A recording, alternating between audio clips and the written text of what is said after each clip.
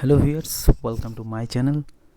তো 30 December নিফটির chart analysis করা যাক। শুরুতেই লাস্ট ফ্রাইডে নিফটি কী করলো সেটা দেখা যাক। নিফটি ফার্স্টেই 15 মিনিট চার্ট অ্যানালিসিস করছি।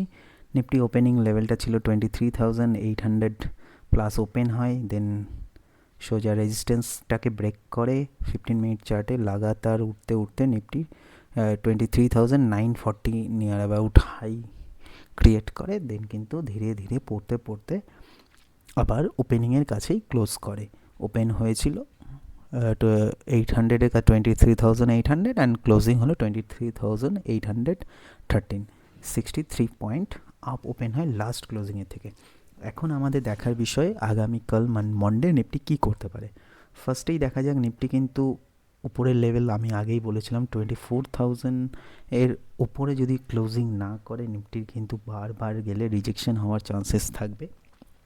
সেটাই দেখা যাচ্ছে, উপরে যাচ্ছেন দেন রিজেকশন হয়ে, যেটা হচ্ছে বায়ার অ্যাক্টিভ তখনই স্ট্রংলি বাইংটা হবে 24,000 উপরে যখন ক্লোজ করবে। এখন আমাদের কাছে ইম্পর্টেন্ট লেভেল 15 মিনিটের চার্টে এই ওপেনিং প্লাস লো, এই লেভেলটা মানে 23,800 বা 790 যদি ধরুন, এই লেভেলটা যখনই ব্রেক করবে এই গ্যাপটা যে আছে এই গ্যাপটা কিন্তু খুব তাড়াতাড়ি এবং এই ট্রেন্ড লাইনটা কিন্তু টাচ করার চেষ্টা করবে।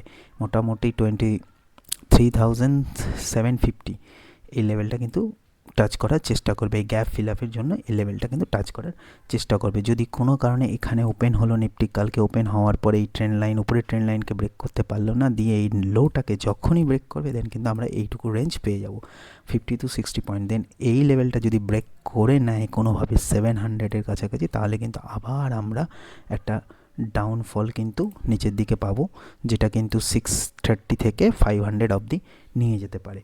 তো উপরে আবার কখন উঠবে, উপরে গেলে কিন্তু আবার সে একই রেজিস্ট্যান্সের কাজ করবে এই লেভেলটা। যদি এই ট্রেন্ড লাইনটা যদি দেখুন, এটাকে ট্রেন্ড লাইন বলা হচ্ছে, এই ট্রেন্ড লাইনটা যদি কোনো কারণে ব্রেক করে দেন কিন্তু আমরা আবার এই 23,870 লেভেলটা কিন্তু আবার রেজিস্ট্যান্স পাবো। দেন কিন্তু আবার আমরা 23,940 লেভেলটাও কিন্তু আমরা একটা রেজিস্ট্যান্স পাবো, যা কিন্তু ফ্রাইডের হাই ছিল। দেন এই লেভেলটাকে ব্রেক করতে পারলে 24,050 পর্যন্ত একটা রেজিস্ট্যান্স জোন থাকবে। প্রত্যেকটা 90 বা 70 পয়েন্টের উপরেই কিন্তু একটা করে রেজিস্ট্যান্স আছে।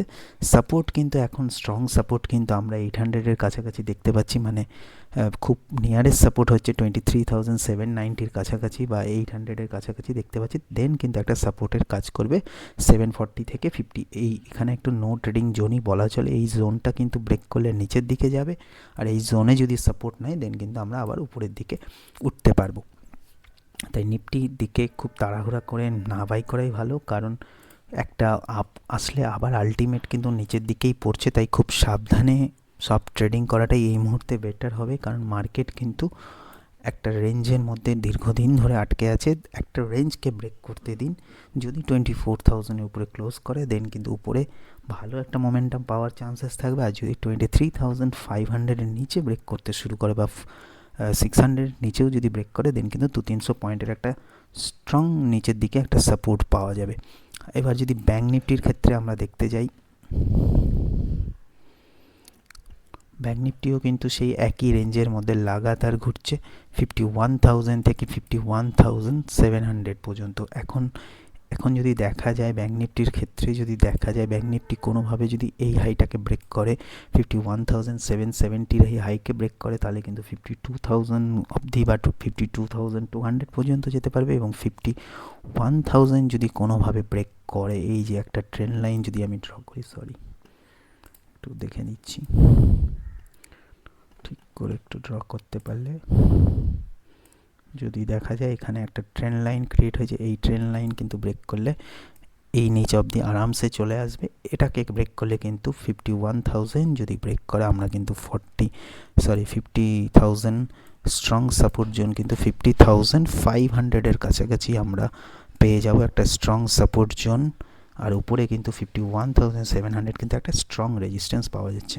ধন্যবাদ, সবাই ভালো থাকবেন।